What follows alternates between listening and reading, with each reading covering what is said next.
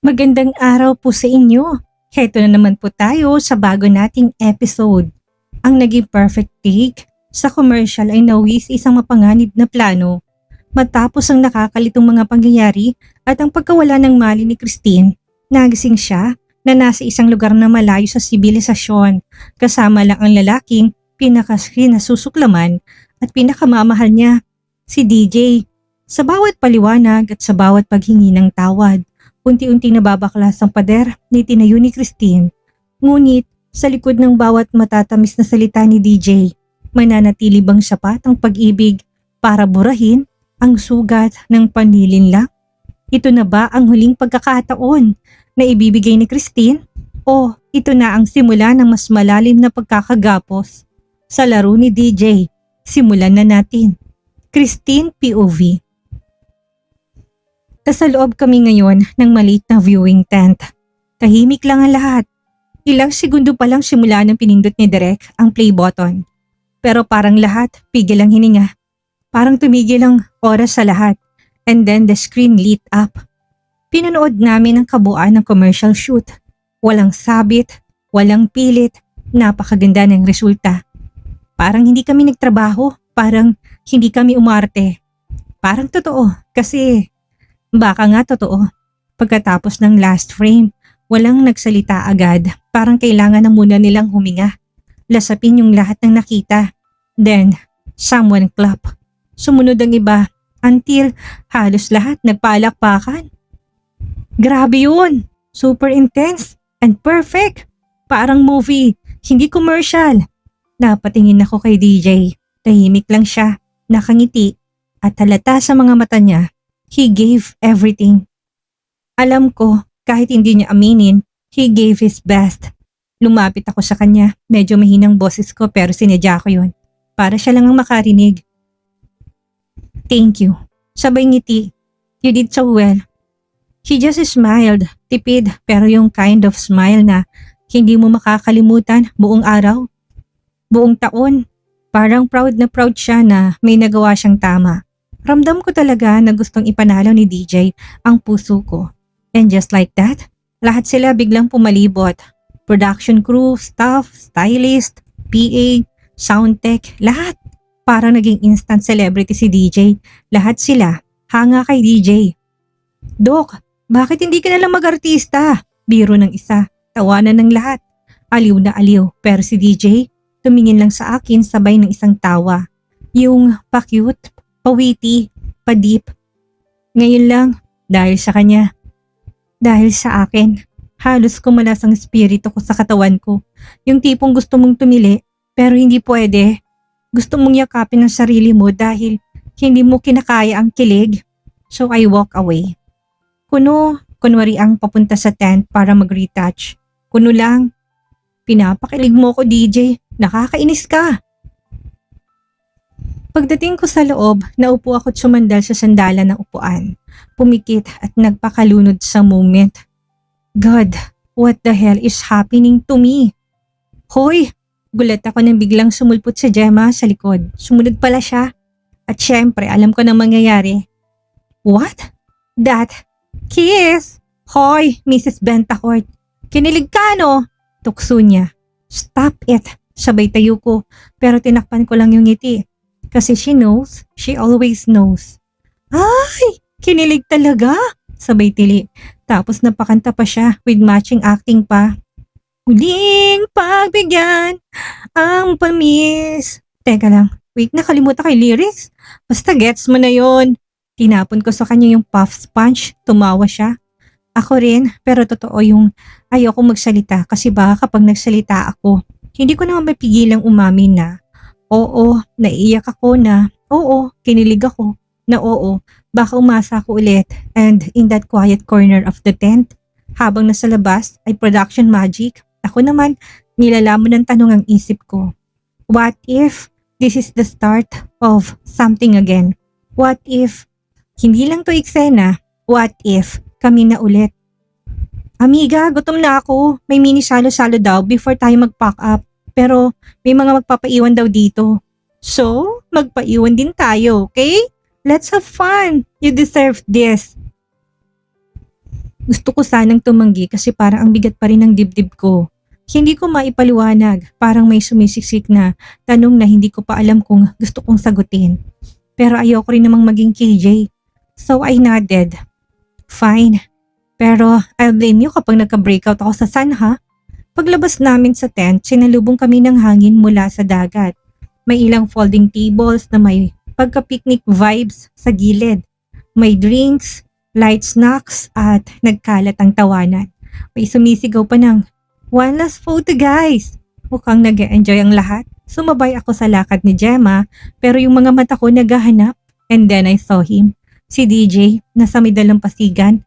Nakatalikod sa amin pero kitang-kita ko kaagad kahit nasa dami ng tao. May kausap siyang lalaki, medyo may edad, nakosombrero. Sa harapan nila may bangka, medyo luma pero mukhang matibay pa. Hindi ko man naririnig ang usapan pero halata sa kilos nila. Seryoso ang pinag-uusapan nila. Napakunod ang noo ko. Maya-maya may dinukot si DJ mula sa bulsa, wallet niya. Kinuha ang laman at mukhang pera at inabot sa lalaki. Tinanggap naman agad at kita ko masayang ngiti sa may edad na lalaking kausap niya. Huminto ako sa paglalakad. Para saan yun? Bakit siya nagbibigay ng pera? Tumigil na ako sa paglalakad. Gusto ko siyang lapitan. Tanungin pero bago ko magawang humakbang hinila ko ni Gemma sa braso. Amiga, stop staring like that. Hindi mawawala ang asawa mo. Teka lang ha, ano ka ba? Come on. Gutom na ako, wala na akong nagawa. Sumama ko pero habang papalapit kami sa mesa, hindi ko maalis ang tingin ko kay DJ. Nakayuko na ngayon, parang may chinecheck sa bangka. Tinitignan yung katawan, yung ilalim. Seryoso yung muka, parang may binabalak o may pinaplano. Maya-maya ay may dumating na binatilyo, may bit-bit na galon. At yung puso ko, nagising ulit. May kutob akong hindi lang simpleng check ang ginagawa niya. At hindi ko alam kung bakit pero bigla na lang naisip. DJ, ano na naman tong ginagawa mo? Napansin ko pa rin yung dalawa at si DJ at yung lalaki sa may bangka. May sinasabi sa matanda at ang matanda panay ang tango. May tinuturo sa dagat. Hindi ko alam kung bakit pero parang may dumadagan sa dibdib ko. Kinakabahan ako pero binaliwala ko na lang. Baka naman trip niya lang na mag-island hopping or something. May oras pa naman kami dito. Pero kung yayayaan niya ako, big no. As in, no. With all caps and bold font. Hindi ako sasama sa kanya. Delikado. Nagumpisa ng kasiyahan sa tabing dagat. May long table sa buhangin. May ihaw-ihaw.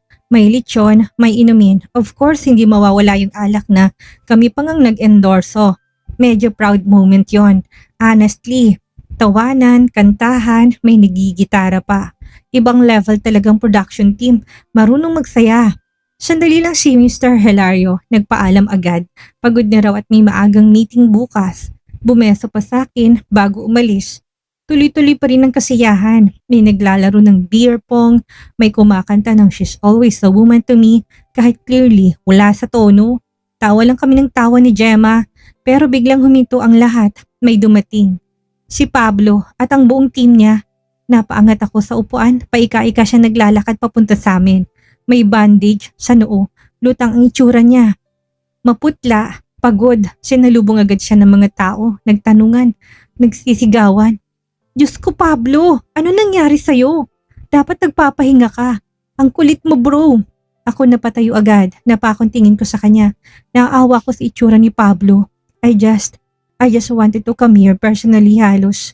Bulong niyang sabi habang nakatingin sa akin. To say sorry sa nangyari sa shoot. I'm sorry Tin. He added sincerely. Then, nagkwento ang PA niya. May sumabotahe sa van. May nagpaputok ng gulong habang nasa expressway sila.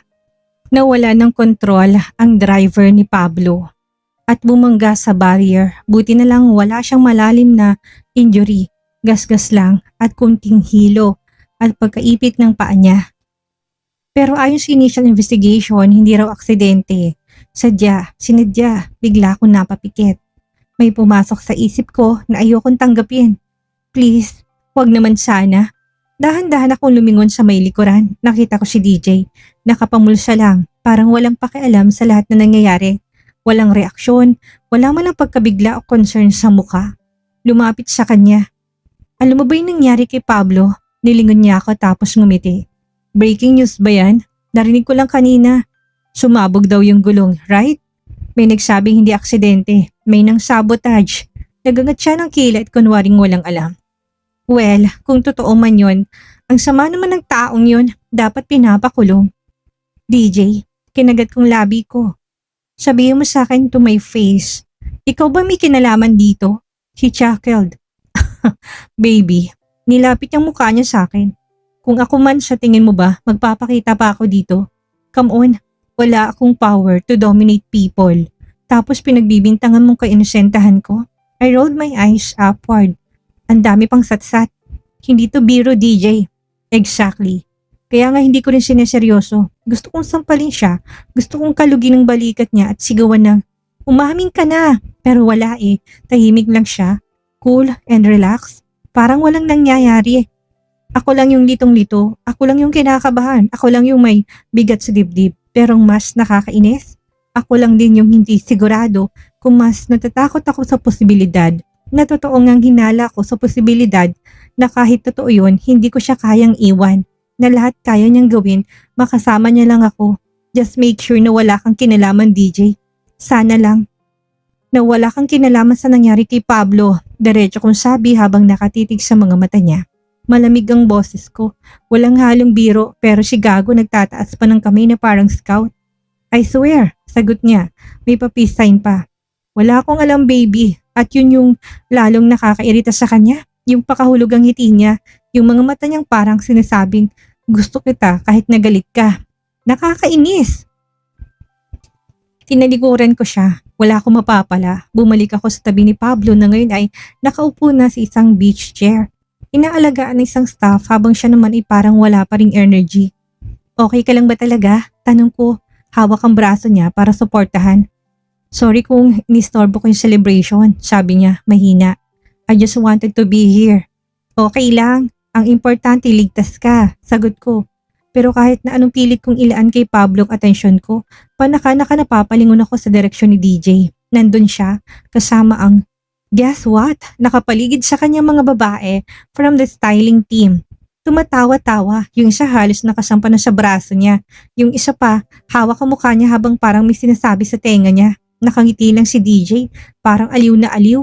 Malamig ng hangin sa baybayin pero mas umaapoy pa yung tingin ko sa kanya. I mean, who cares kung sino lapitan niya, hindi ba? Pero bakit ang init ng batok ko? Lalo ko naiinis. Ang sarap-sarap ng tawa ni DJ. Hindi na ako nakatiis. Tumayo ako, diretso sa kanya at wala nang prenong galit. Ang galing mo, no? Wala pang isang oras, may karimgasawa ka pa kanina. Tapos ngayon parang Bachelor of the Year ka dito. Natawa lang siya, as in kalmado pa rin habang umiinom. Jealousy looks sexy on you, sabi Irap pa. Don't be jealous, wife. Wife ka dyan, gago. Gusto mo ikaw na lang kainuman ko? Sabay abot ng isang baso ng alak. Forget the drama, just you and me. Inuman now, matirang matibay, hamon niya. Tatanggi sana ako pero may kung anong tumulak sa pride ko. Ayokong isipin niya ako yung umiiwas. So, tinanggap ko yung baso. Tinitigan ko siya habang nilalag ko kong alak. Wala akong sinayang na kahit isang patak. Gusto kong ipakita sa kanya na hindi siyang may kontrol sa akin. Pero ilang segundo lang matapos ang lagok, tila sumasayaw ang paligid. Sumandal ako sa balikat niya na hindi sinasadya. Wait, easy, narinig kong bulong niya. Low and sexy, at tila ba nangaakit? Hindi ko sinabing laklakin mo kaagad, pero ang hot mo ngayon sa ginagawa mo. Oh no, at habang unti-unti akong pinangihinaan, parang lalo pa siyang lumalapit at sinapo ang bewang ko. Nahihilo ako. Nakakahilo na ba kaagad ng isang baso lang? I told you, buti na lang at akong kainuman mo. Bakit parang gusto kong sampalin siya, pero ibang sinasabi ng utak ko, mas gusto ko pa siyang halikan? Naramdaman ko ang mga pahalik-halik ni DJ sa ibabaw ng ulo ko. Then, biglang umangat ang katawan ko. Hindi ako sigurado kung lumulutang ba ako o hinahatak ng hangin pero ramdam ko. Binuhat niya ako. Bigla na lang akong tinamaan ng antok. Sobrang bigat ng talukap ng mata ko. Gusto kong imulat ang mga mata ko pero ayaw nilang bumuka. Ang bigat-bigat. Narinig ko pa yung ingay ng party. Yung tawa ng mga tao, yung malakas na beat ng tugtugan at may mga naghihiyawan pa. Pero unti-unti nagiging muffled lahat. Parang lumulubog ako sa ilalim ng tubig. Tapos narinig kong boses ni DJ. Sleep baby. Magigising ka rin mamaya. I'm sorry, gusto lang kitang masolo. Gusto kong sumigaw ng malutong na, "Shit, DJ." Gusto ko siyang murahin, saktan, sabunutan at lahat pero hindi ako makagalaw. Hindi ako makapagsalita. Sumisigaw na sa loob ng utak ko ang boses ko pero wala talagang lumalabas sa bibig ko. May nilagay siya sa alak ko. Shit you DJ. Sana hindi totoo itong nangyayari. Sana bangungot lang. Pero hindi Ramdam ko yung init ng dibdib niya sa braso ko. Gising ang diwa ko. Pero yung katawan ko parang hindi ko na kontrolado. Tapos may narinig ako sa pangboses ng babae. Pamilyar. Dalhin mo na. Huwag kang magalala, ko ng bahala dito. Parang nanginig ang laman ko. Si Gemma? Hindi pwedeng kasabwat si Gemma. Ang galing mo umarte kanina, Doc. Narinig kong sabi pa nito. Hindi nila alam na 1 week ago pa lang binigay ko na sa'yo yung script para mapag-aralan mo at makuha mo yung tamang acting. Kaya palang galing niyang umarte. Praktisado pala itong si Gemma ang mentor. Ang sarap sa bunutan ng gaga. Pero yung nangyari kay Pablo, bakit naman ganun? Hindi yun ang usapan natin. Halos sumabog ang dibdib ko sa galit. Hayop kayo. DJ, hayop ka, Gemma. Lahat pala ito planado nyo. Dapat hindi ako nagtiwala sa gago na to. Gusto kong magwala. Gusto kong galaw kahit na isang daliri ko pero wala. Kahit na isang pilik mata ayaw gumalaw. Gusto kong kumalas mula sa pagkabuhat niya. Tumakbo, sumigaw ng tulong pero naririnig ko lang ang sarili kong isip. Nakakabaliw tapos naramdaman kong binilisan ni DJ ang lakad. May humahampas na malamig na hangin sa balat ko. Tapos, last thing I heard. Alis na kami. Don't worry. May sasalubong sa amin na yate. At doon ka na tuluyang naramdaman ang pagkabagkasakso sa kawalan. Wala na. Nangibabaw ng dilim. Sinag ng araw nagpagising sa akin. Nakatama mismo sa mga mata ko. Umikot ako at ibinaon ang muka sa unan. Kasunod nun, huni ng mga ibon. Masyado silang maingay para sa isang taong gusto pa sanang matulog. I winch. Pilit na kinakalmang sarili. Ang sarap pa sanang humilata. Kumapa ang kamay ko sa kama. Naghahanap ng kumot para maikubli ang lamig na lumalapat sa balat ko. Bigla ko nagmulat ng mga mata nang maalalang buong pangyayari kagabi. Si DJ, ang walang hiya kong asawa at ang taksil kong kaibigan na pinagkaluno ako sa demonyo. Napabangon ako tinukod ang 2 siko sa kama. Umikot ang paningin ko sa paligid at doon ko lang napansin na wala ako sa bahay. Saan niya ako dinala? Ang buong silid ay tila gawa sa mamahaling kahoy. Makintab, makinis at may bango pa ng bagong barnis. Ang mga dingding ay detalyadong may ukit, may art at may manipis na kulambo na puting-puti at nakalambitin sa 4 na poste ng kama. Sa isang sulok may antique-looking vanity table. Sa gilid sliding na kahoy ang pinto na may ukit ng mga dahon at ibon. Wala ring kisame ang silid na kinaroonan ko. Basta bubong na kaagad ang makikita mo. Siguro mas lalong preskong loob ng kwarto. I swallowed hard. Parang nanuyo ang lalamunan ko. Hindi dahil sa uhaw, kung hindi sa kaba, slowly tumingin ako sa bintana. Mabilis akong bumangon at agad na napuna ang suot ko. I was wearing nighties. Shit! Napamura ako dahil parang familiar sa akin ang suot ko. Agad ang pag-ahon ng kaba sa dibdib ko at pinakaramdaman at niyo ko ang sarili ko. Wala naman akong ibang naramdaman, maliban lang na medyo masakit ang ulo ko. Hindi naman siguro niya ako pinakialaman. Humakbang ako patungo sa bintana. Pagdungaw ko, halos mapatras ako sa gulat. Karagatan, as in vast, endless, blue water stretching out as far as my eyes could see. Hindi ko alam kung anong mas nakakatakot. Ang ganda ng view o ang katotohanan wala akong ka-idea kung nasaan ako. Pagtingin ko sa ibaba, puro punong kahoy. Parang nasa itaas kami ng burol o na isang cliff. Walang ibang bahay, just nature, isolation, and me. Mahigpit kong kinuyom ang mga kamao, ramdam kong muling pagbabalik ng takot at galit. Saan ako dinala? Nang hayop na yon. DJ, hayop ka talaga. Good morning to you too. Napalingon ako sa likod ko. Mabilis at halos masubsob sa sahig sa gulat. Nakatayo siya doon, suot ang puting linen shirt na bahagyang bukasang nasa dibdib. At khaki short, natural na gwapo pa rin. Kahit na gusto ko siyang batuhin ng kahoy na frame ng kama, may hawak na tray ng breakfast, may umuusok sa ibabaw nito. Cool as ever, parang hindi siyang lalaking nilason ako kagabi. Put that down and get the hell away from me. Mariin kong sabi. Hindi siya kumibo. Lumapit siya at nilapag ang tray sa side table sa tabi ng kama saka tumingin sa akin. Straight to my eyes. Wife, hindi kita sinaktan. You were safe the whole time. He said, voice calm, but with that usual roughness that made him sound both Annoying and unfairly sexy. Napapikit ako sa Ines. Safe? Napatawa ako. Nilagyan mo na ko ang droga, yung inumin ko tapos sasabihin mong safe ako? Anong klaseng logic yan, DJ? Tahimik siya tumango. You're right, I shouldn't have done that. Hayop ka. I love you. Sagot niya. Hindi ko alam kung sarcasm ba yun o ano. Sumikip ang dibdib ko. Gusto kong murahin pa siya pero sa halip isang luhang biglang pumatak sa pisngi ko. Napaupo ako sa kama, pilit na pinapahid yon. Anong gusto mong palabasin? Na I should thank you? Kasi hindi mo ko pinagsamantalahan? Kasi hindi mo ko pinagsamantalahan. DJ crouched in front of me, his voice low. I brought you here because I needed time with you. Time na walang storbo, walang ibang tao, walang show, walang expectations. Just the two of us. Hindi ako sumagot. Baby, he whispered. I never planned to hurt you, ever. And I swear, if you want to go home right now, I'll take you. Pero sana kahit na saglit lang. Pakinggan mo lang yung dahilan ko. Why I did this. Tumahimik ang paligid, tanging mga huni ng ibon at hampas ng hangin sa bintanang naririnig namin. Tumingila ako sa kanya.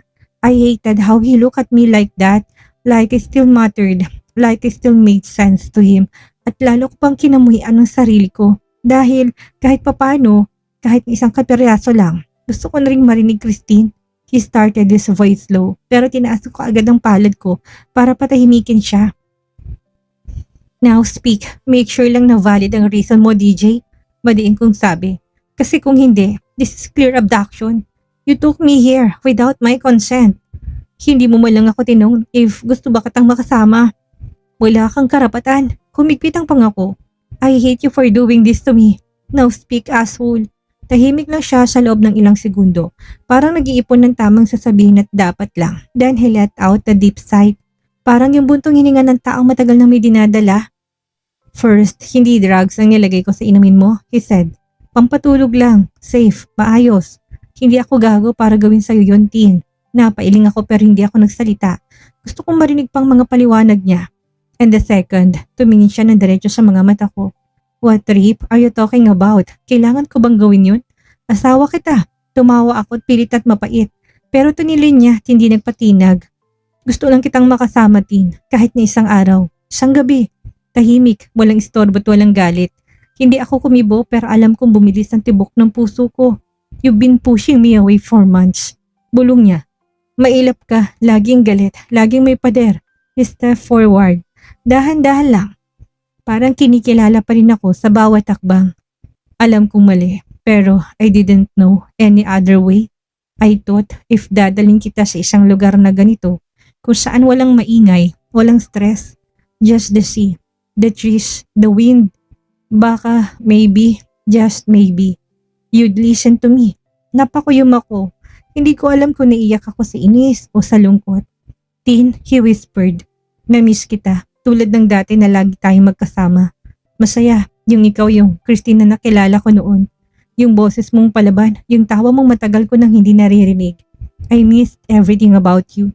Even your silence. Na-miss ko ng sobra yung old Tin na walang ibang ginawa kundi ang mahalin ako.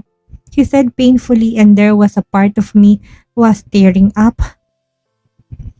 May kakaibang kirot na tumama sa dibdib ko pero hindi ako magpapadala. Siya naman ang dahilan kung bakit nawala yun. Bakit hindi mo na lang sinabi ito? Bakit kailangang pilitin mo ako? Hindi mo kailangang pilitin ang mga bagay-bagay na ikaw ang dahilan ng pagbabago ko. Mahina ko sabi pero matalim. Because if I ask, you would said no. Sagot niya. Parang walang pag-aalilangan. And I was desperate, Christine. I am sorry. I was desperate to be with you. Nagtamang mga mata namin. Sa labas, patuloy ang mga huni ng ibon. Mahinang ihip ng hangin sa mga dahon. Pero dito sa loob, para kung nasa gitna ng bagyo. Tahimik sa labas pero magulo sa loob. Gusto kong saktan siya pero gusto ko ring yakapin siya. Gusto kong umalis pero gusto ko ring manatili. At dun ko lang na-realize, shit, mahal ko pa rin siya. Pero hindi sapat yun para kalimutan ang ginawa niya. Don't expect forgiveness that easy. Mahinahon kong sabi. Not yet. Tumango siya. I won't. I'll wait. Tinitigan ko lang siya. Hindi ko maipaliwanag kung bakit parang biglang nagbago ang isip ko nang makita ko yung itsura niya. Hindi siya yung lalaki na kilala ko noon na laging may sagot, laging matapang at laging sigurado. Ngayon, he looked vulnerable. Parang bata naghihintay kung papagalitan ba siya o bibigyan ng yakap. Tumingin ako sa labas, sandali, sa malawak na karagatan na parang tahimik na nakikiosyoso. Huminga ako ng malalim sa muling ibinalik ang tingin ko sa kanya. Let's make a try, bulong ko. His eyes widened. I give you a chance. Dagdag ko pat mas buong boses. Pero wag mo sasayangin. Isang maling galaw, DJ. Aalis ako, and this time, I won't come back. Sa sobrang bilis ng ngiti niya, parang napalitan ng buong atmosphere ng lugar. Biglang naging magaan, mainit at parang sininagan ng araw, kahit wala naman talagang sikat ng araw sa loob ng kubo. His eyes lit up, hopeful, almost teary. Thank you, bulong niya at parang hindi pa rin siya makapaniwala. Thank you, Christine. Dahan-dahan siyang lumapit, hindi siya nagmamadali. Parang takot na baka magbago pang isip ko. Bawat hakbang niya palapit sa akin ay may ingat, may kabat, may respeto. At nang nasa harap ko na siya, hindi siya kagad humawak sa akin. Tumingin lang siya, tinantay kung papayagan ko. Napabuntong hininga ako, napatingala sandali. Then, ibinaba akong tingin at marahan kong hinawakan ng kamay niya. Mainit, pamilyar at kahit napilit kong iwasan, biglang umakyat yung kilig sa dibdib ko. Hindi ko alam kung anong meron sa lalaking ito na kahit ilang beses na akong nasaktan, nagagalit at nadudurog, it still makes my heart skip. Just don't ruin this, mahinang paalala ko. He squeezed my hand gently. I won't, you have my word. Ngumiti siya, yung tipong ngiti mong alam sincere. Ngiting parang matagal niya nang inaasam, ngayon lang ulit nakuha. At sa unang pagkakataon, matapos ng matagal na panahon, ngumiti rin ako, kahit na konti lang, pero sapat na para mapasaya siyang parang nanalo ng jackpot sa wedding. Isang matapang na hakbang para kay Christine at isang malaking sugal naman para kay DJ. Sa kabila ng lahat ng dirty tactics at panlilin lang na ginawa ni DJ para lang mapag-isa sila, hindi natin may kakaila ng pagnanais niyang makasama si Christine na nagbumula sa isang lugar ng matinding pagmamahal.